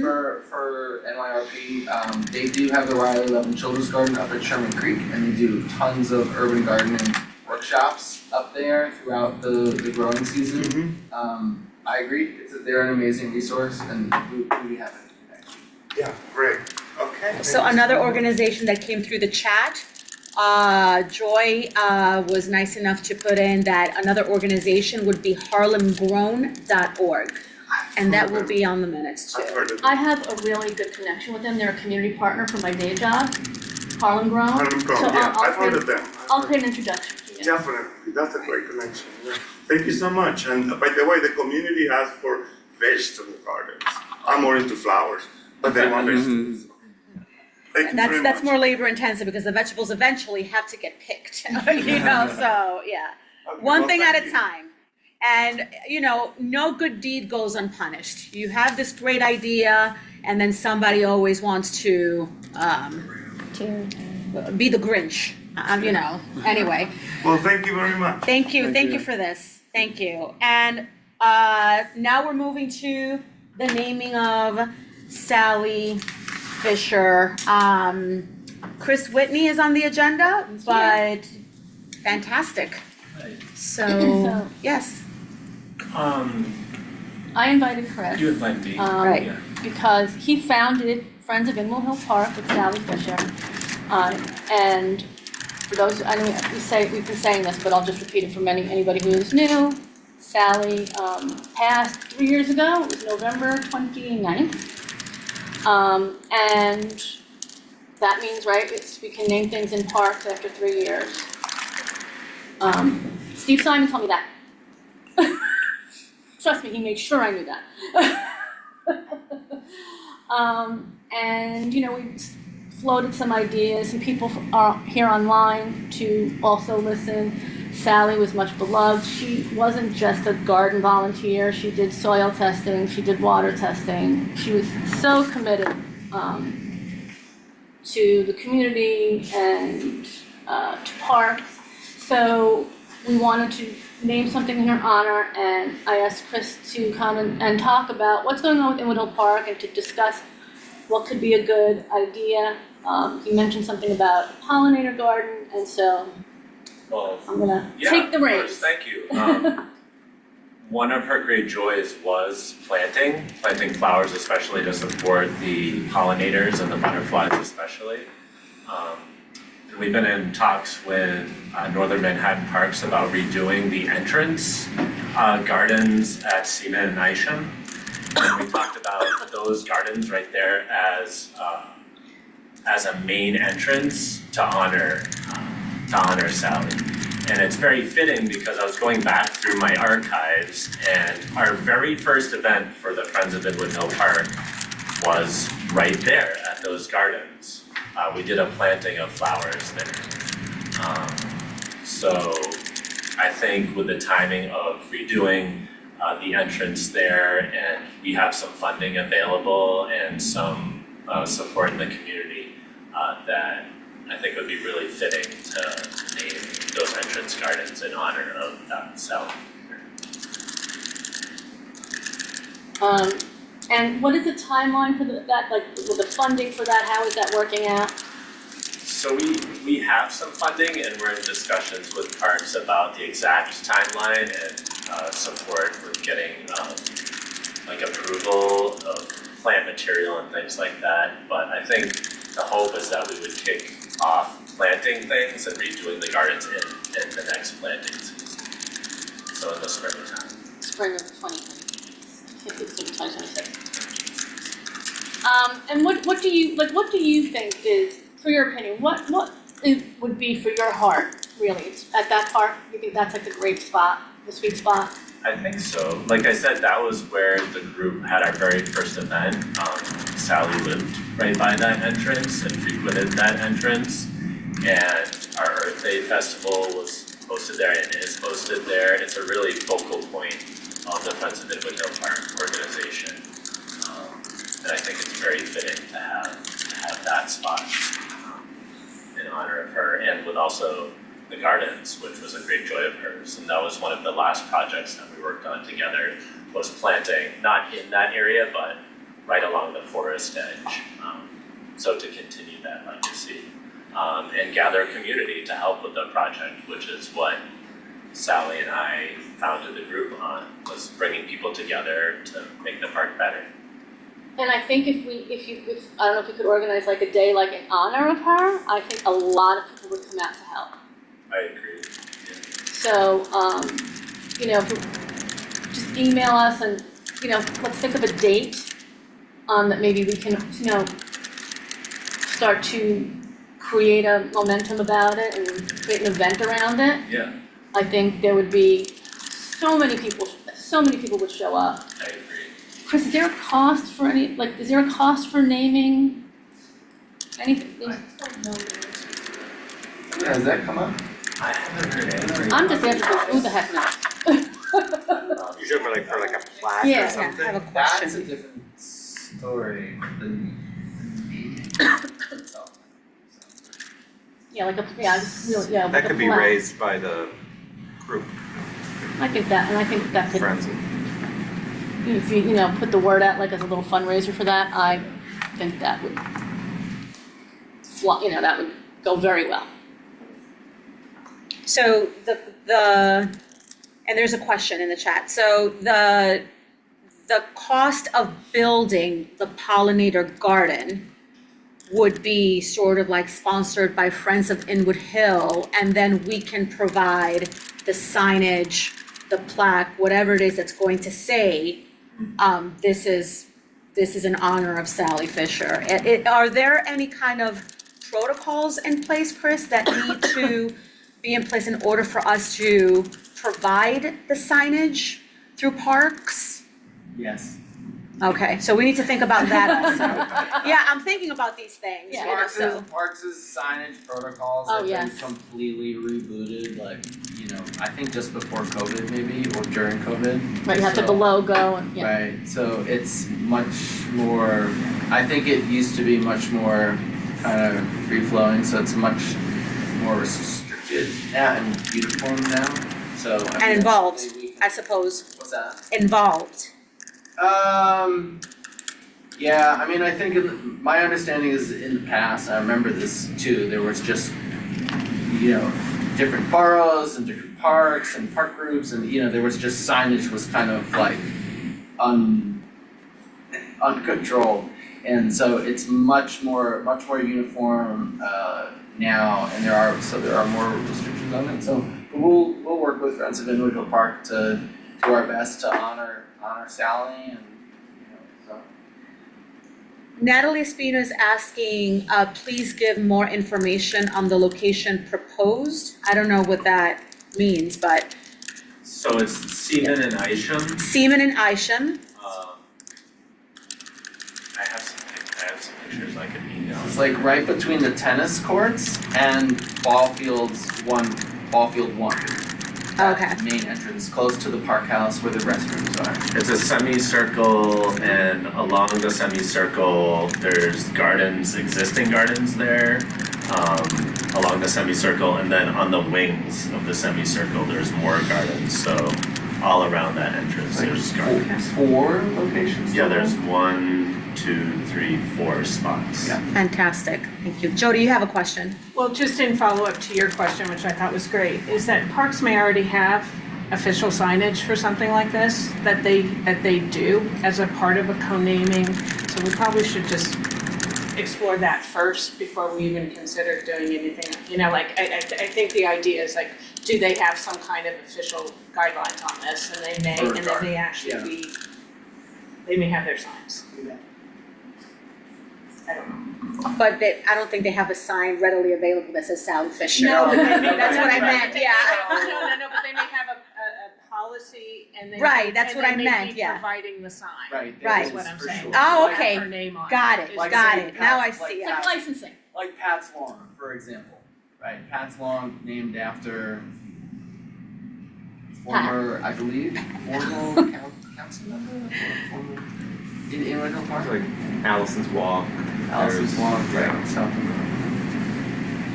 Anybody And else? would it say like sponsored by or whatever, Manhattan Cuba Ward 12 and Steve Friends of Simon just Inwood Hill joined. Park? Something like It's our boy. I don't know, so. All right, so Steve Simon came in. Steve might- Yes. Is, hold on a minute, is Liz still there? I know she's been waiting a while. No, she's not here anymore. Oh, that's too bad. Yes, we have an official sign policy. The signage would be provided by parks. In addition to the CB12 resolution, that was my next question, letters from the BP and council member and bio should be provided for the commissioner's review. Thank you, Steve. Natalie Espino has another question. Natalie, hold on. I'm going to you so that you can talk. Where are my participants list? All right, oh, hold on. Anybody else has another question? No, but I will reach out to Manhattan Borough President and Carmen's office. Oh, there she is, okay. All right, Natalie, you have a question?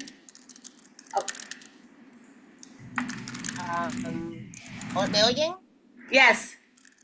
Okay, a question and kind of some feedback. Sally was one of the dearest people to me in life. As many of you may know, there's may be aware that there's kind of no green space in northern Manhattan that wouldn't appropriately have her name on it. And if what you are proposing is something from near her old apartment there on 207 Freeman, right? Or I Freeman. It's also very present in my mind the section of Payson Avenue that is close to the tree that was planted in her honor a few years after a tree was planted in her late son's honor. And so if that is not a place that's being considered to have that, could there be some additional wayfinding wherever you do co-name her, that if people continue to walk toward Payson, they will find those trees that are planted in her honor and in the honor of Fisher. Oh, sorry. Natalie, I'm not sure what your question was. So I think I understand. Yeah, okay, let's see if we can get some clarity, because I think that, yeah, go ahead, yeah. So she's referring to, 2 trees were planted on the forest edge along Payson Avenue as you go down towards Dykeman. And I think she's wondering if there would be a way to include those in this process of naming, to include some kind of wayfinding, and some way to recognize that those trees were planted. Steve? Yeah. Steve?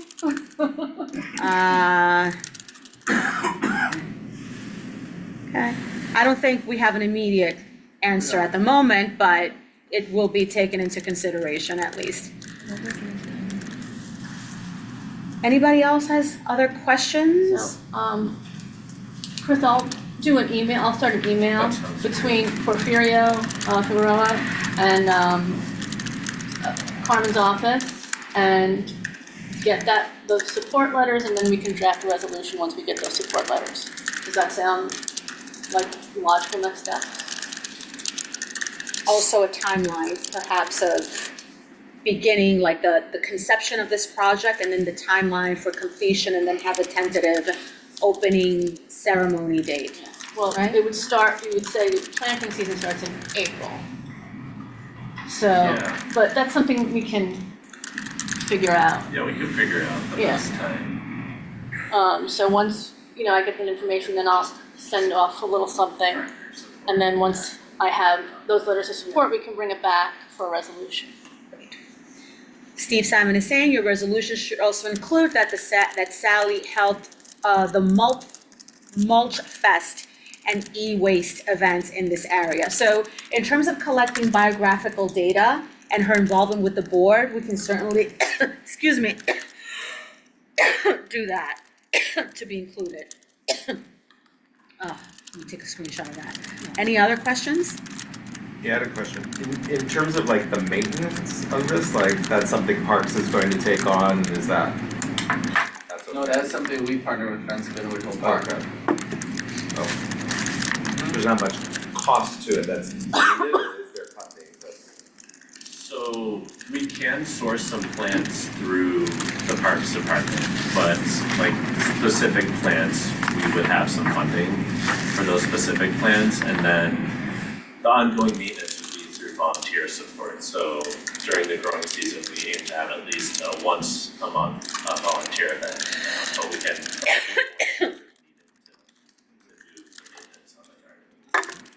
And the flowers that attract bees also attract butterflies and vice versa, or do they have to be? There are specific flowers that are more geared towards different pollinators. Right. But I think the idea would be to have like a palette of flowers that would attract a wide variety of pollinators, especially the monarch butterfly. Yeah. Sally loved the one. Thank you, Chris. Thank you for coming, thanks for your, willingness to show up and to help make this idea come to fruition. Sally was just so important, and I couldn't in good conscience let, any time go by. I wanted to just be on top, right there as soon as the anniversary happened. Because she just deserves that recognition. She's who brought me here and brought us together, so thank you. And also the pollinator would be very good for second graders to learn about pollinators because the second grade curriculum covers an extensive unit of study on pollinators. Perfect. So it's gonna be great. And there's schools all around. Yeah, the entire District 6 curriculum is all about that second grade lesson on pollinators, not lesson, unit of study. Okay, and final thought, we hope that the project will also reflect her commitment to the arts. Of course, from Natalie Spino. Yeah, well, I think that can be done through like Sketching. art project days or something like that, you know. Maybe there's like a Sally Fisher, you know, we can create an event that would bring art and nature together. I think that's an easy lift. Okay, so that completes the agenda, unless anybody has old business, new business.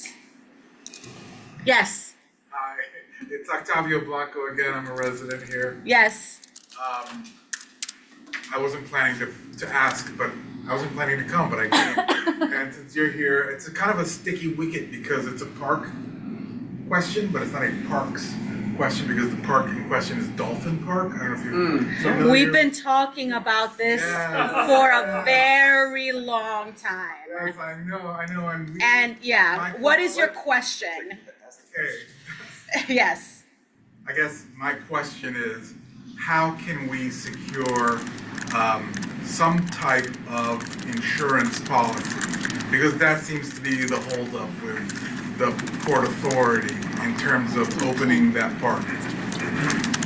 So my co-op is 179th Street and Cabrini, it's on the corner there. Mhm. We've been really involved in trying to get people talking about Yes, yes. we put up flyers, we wanted to get things moving. We did have a nonprofit that came on with interest to be in charge of the space, but unfortunately this liability issue and this insurance issue, which the Port Authority brought to their attention, made it prohibitive for them to continue with it, so they basically had to back out of the process. So right now we find ourselves in a sort of like a weird situation because there's a lot of community interest. I mean, my son is 16, so he wouldn't be that interested, but there's a lot of families in our building and all around the area with young children who would be thrilled to have this little pocket park to play in. But unfortunately, there's this sticky wicket of trying to find some sort of liability insurance or a nonprofit who's willing and able to secure liability insurance to take care of the park. Now I know that it's not a parks park, it's a Port Authority park, and so that makes it even more confusing because it's also not a state park per se, it's a Port Authority park.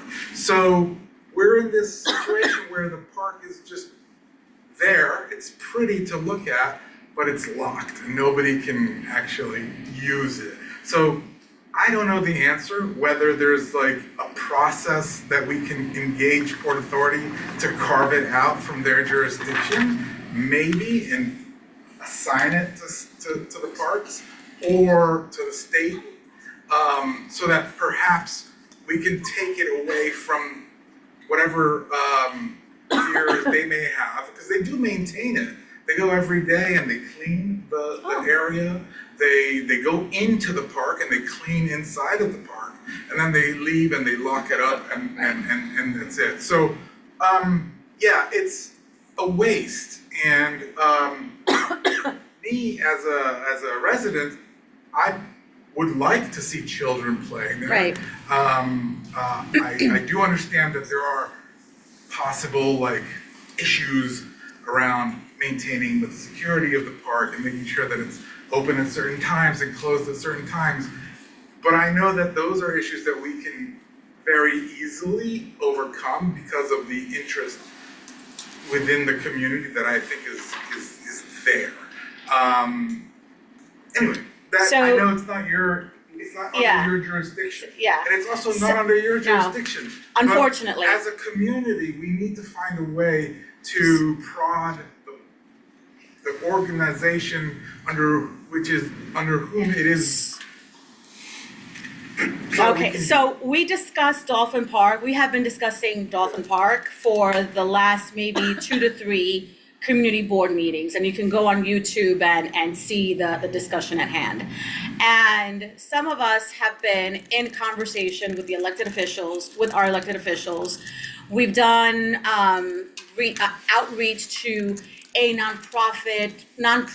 possible nonprofits, because I want to use my words very carefully, that may take interest. And like you said, it doesn't fall under the jurisdiction of Parks or DOT, it's Port Authority. And I'm happy to hear that there's interest, because that's the first line of duty. Like, okay, is there enough interest for this park to be open? And what I'm seeing, and then I'm gonna let the team jump in, is that people need to be convened and put in one room to have a discussion, because we're having this discussion without Port Authority. Port Authority might not even be aware that we're having this discussion. And then our elected officials who have no jurisdiction over the Port Authority. So it seems to me that, and I'm happy that you're saying this, there needs to be people in the room to start having a discussion together in terms of what can be done. And then the second thing, as you pointed, is that nonprofits don't have the bandwidth, the capacity, the funding, the insurance to take this park under their wing and manage it. Because it's not a matter of course, yes, having it cleaned, having it in a way that is, conducive to playing, but also what happens if a child gets hurt? That's the liability issue. So, off the top, that is what I'm offering, but many of us have been in conversations trying to convene people into one room to see what solutions we can find. So, yeah. I know I've asked this before, but can we get the Port Authority here at a meeting? Yes, I don't know. I don't know. Like, I'm asking you as chair, can you talk to staff or whoever needs to be spoken to get? Can anybody? The question is yes. Will they talk to us? That is the question. But we don't know until we ask. Have you asked? I'm not the chair of this committee. Yeah. Right, Yeah, and you set the agenda, and we've talked about this and talked about this and talked about this, but we've never made any movement to get them here. So instead of talking about them, why do we invite them into the room? Go ahead, I'm sorry if yeah. I'm expressing frustration, but it is a due frustration. Sure. Yes, it is, but it's also saying that some of us are not doing our due diligence, and I don't want people to start making an assumption that some of us are not trying hard enough. We are a committee, and it doesn't fall just on one person to put forth the effort to get this done. I appreciate everybody's work on this. Yeah. Everybody on the committee, I do appreciate the work and I know that it's being discussed, and I know that I must have, because we have a massive group chat going. That's fantastic. Somebody has been talking to the Port Authority. I don't have that contact. Right. Like this second, because I wasn't actually planning to come, but it just happened that I was in the area and I heard that this was happening, so I just came. I can get that contact, I believe, fairly easily, and I can give it to the committee. Or if anything, I can email and CC the committee or whoever on the board so that we can invite them to come and have a conversation. Right. Because I do think that perhaps the solution might be a sort of united community front with New York City, right? Right. With Parks, the board, New York State, Espaillat perhaps, and then Port Authority, right? To say, okay, well, look, this is the situation.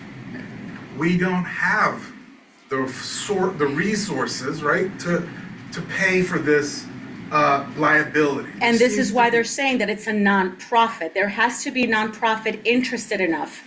And like I said, to do this. Port Authority is going to say, this is what they've been saying, we would love to have it open, but nobody will take this project.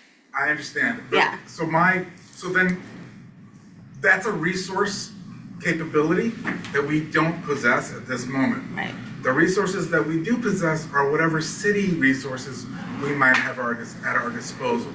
And I don't know if this is like an outside the box type of situation. It is, it totally And is. so maybe, and I don't want to put it on one agency, like I know City Parks has plenty on their plate.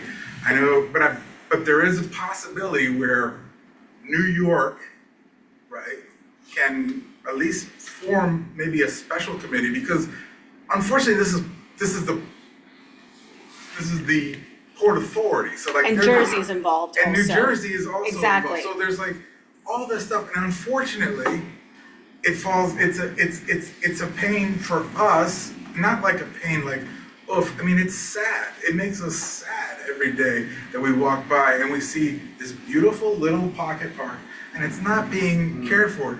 And we get sort of tantalizingly close and then it just falls apart. And again, me personally, like I have a 16-year-old, he is not really that interested in going there. But I do know that there are so many families in the area that would be so happy to have it. And I can just imagine like what it might sound like in the springtime and in the summertime when there are kids playing there, that it would be beautiful, you know? And so it's a really sad state of affairs, and I understand that it's a complex kind of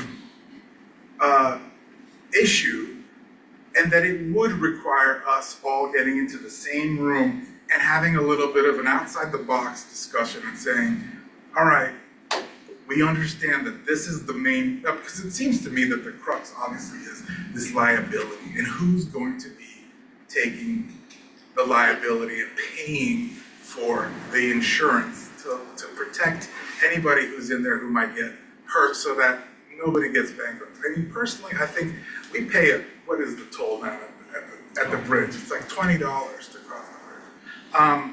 They just redid the whole bridge. It's almost finished. And it's wonderful. But then to have this one thing that's sort of like not being taken care of or not being taken responsibility of by the Port Authority, which is I think who should be just going ahead and saying, okay, we will take care of the liability, which they're apparently just, I don't know, are they digging in their heels? I personally haven't had those conversations. I've heard that there has to be a nonprofit. I don't understand why it has to be a nonprofit. I mean, they have, who's liable for the paths that go along both sides of the bridge? Like, what liability exists there, and why does this park have a different set of rules than the bike path that goes next to the highway? You know, so there's all these questions that really need to be answered. Why wouldn't the Port Authority take on this liability? I can't imagine that it would put a dent into the finances. And not to mention, there's another space just beyond there that would be great for a community garden. Absolutely, that would be a great community garden space. Yeah. Since you live over there, are there any like tenant associations with any of those buildings that you're aware of? And my building is the co-op. Yeah, I thought you were, okay, yeah. Yeah, we have a co-op there, and I think that there's on the corner of, like, the building where 181 Cabrini is, I think that building is also, there's a lot of interest there. There's across the street from that building, 181st Street and Cabrini, they are also really interested in there. And I think that that building in particular has a person who lives there who's like a gardening expert. So he maintains all the tree plots. If you walk by there, they're always like really beautifully flowered, and you know, it's really nice. So like there's actual like, I don't want to speak for him because I don't know if he's actually involved. But what I am saying is that there is plenty of community interest. We have this pretty big group chat going right now, and I just think we just got the news that the nonprofit who seems to be interested had walked away from it because of a liability issue or because of bandwidth. So I figured I'd come here and present this, and I know you guys are talking about it. The board is talking about it. I just do feel that it may require outside of the box thinking and communication. To your point, I just think that we need to. And I think I could be making this up, but I thought I heard that that new restaurant said they would help like open and close. Yeah, he's willing. Yeah, I don't want to speak for him, but I do know that on the group chat they've said that he's willing. Yeah. To do that. But I'm sure that if whether or not that person is willing to do it, somebody else in the community would totally be willing to do it. So Liz is back, and she has, she also agrees that it is extremely complicated and that the Port Authority is very much aware of the situation. And this has to be an effort between high-ranking politicians to be able to get everybody, like I said, into a room and start having a discussion. Otherwise, it's gonna be circumlocucious. Like, I'm the chair of Parks, Port Authority doesn't even know who I am. But the highly elected officials, they might be able to make some movement. And now that you are having this momentum, that is my recommendation, to really knock on the doors of the councilwoman, the congressman, and then start there. Okay. We'll do that. We will knock on those doors. And you know, obviously, I know that you guys are talking about it, and you know, we hope that you'll support us in our efforts in our work. You know, and I don't know what that looks like. If it means also you guys advocating with us with these elected officials. Steve said, yes, asking that if we can write a resolution to call upon Port Authority, I think that's very much possible, but then wouldn't that fall under the purview of transportation? Yeah, that's what. Because it is the Port Authority. That's what it is. That would be Well, the Port Authority is not city anyways, so it And it's not, doesn't really yeah. matter. So it doesn't matter who writes it. But we can do a Yeah. resolution. A resolution that could be the first step. Because a resolution reflects what the community is demanding Yeah. or what we want. So That would be definitely. extremely helpful, I think, just to get the word out. That resolution would certainly draw attention from others who might be, I mean, the New York Times wrote a big story about it about 2 or 3 months ago, and I think that also brought a lot of attention to the issue. We were happy to see that, but since then, obviously, you know, it's gotten frozen. So a resolution might be a good way. A good starting point. Exactly, a good starting point. However, the trick is that the resolution has to come from traffic and transportation. Oh, I see. Not from parks. So you need to go to traffic and transportation, and the same concern that you brought to us, bring to them. Why would that be? Because it's a Port Authority, it's not parks. But it's about a park, right? And neither committee has direct jurisdiction over Port Authority anyway. So if it's about a park, it's not about the transportation side of this thing. Anybody could do it. If it were a city agency, I would say then yes, it has to go to one committee or another. But it's not a city agency, so we could. Yeah, there's no reason why we shouldn't just do it and then send it to traffic and It could be transportation too, and then they joined, could just yeah. approve it. It could be joined, because my understanding is that even though it's called Dolphin Park, it's just land on Port Authority that's being used as a park. And that's why it falls under traffic and transportation. It has nothing to do with the utility. It doesn't fall under traffic and transportation. Well, that's what Liz is Because saying. it's not a city entity. Well, neither is, you know, so then if it's not a city We're talking about entity. it as a park. Also, we're not asking the Port Authority to do anything. We're asking this resolution could be directed to the electeds to advocate I'm just saying what toward- Liz is saying. So, and she's been on this committee longer than I have, and to me, I understand why it would fall under traffic and transportation. But I know Well- from the bylaws, there's nothing that says any other agency besides a city agency. If I might, I just want to say that it overlaps. Both. I mean, I'm It happy to overlaps. do a joint. So a joint would be even more powerful, I would say, so. I have to wait for my chair to recognize. Sorry, No, go ahead, Alexis, Um, go ahead, I'm looking at this, yeah. I don't know if this is the right path, but it's what my gut is telling me. I think we should, let's shoot for February to get somebody from Assemblyman De Los Santos' office, somebody from Carmen's office. Let's get some representatives from the elected officials in this room and have that discussion, and then take it from there in terms of a resolution. Does that make Right. sense? I think it makes sense. Perfect sense. I think that's funny. I come up with the ones.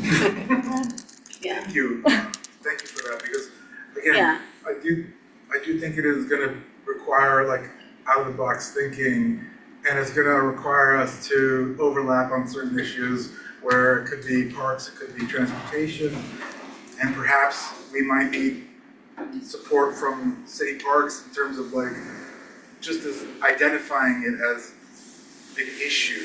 And I don't know what kind of real, like, actual support city parks would be able to give, but at least just to say like, yes, we're aware of this, it's a shame, it should be used. That would go a long way, because right now, like, I would say it's not being used as a park, it's being disused as a park. It's just existing in the shape of a park, but it's not actually being used in that way at all. So, you know. It's almost coming up on 6 years. Yeah. So here's another recommendation. If you contact she says CB12 has a government community relations contact at the Port Authority to start there. So contact Paola. We should reach out to Paola. Yeah. But also maybe how about the Porfirio at the CB12, he probably has a connection. Oh, yeah. Yeah, okay, all right. Okay, I'm gonna do a time check, it is 8:36. Any other questions? Motion to adjourn? I second. Okay, Alexis motion to adjourn, second by Daryl. The meeting has adjourned. Oh, wait a minute, we gotta vote. All in favor? All in favor. Abstentions? Okay, unanimously. Okay, at 8:37. Thank you so much. Really? Oh, I just, I'm sure it was. Trying in terms of, because of the holiday.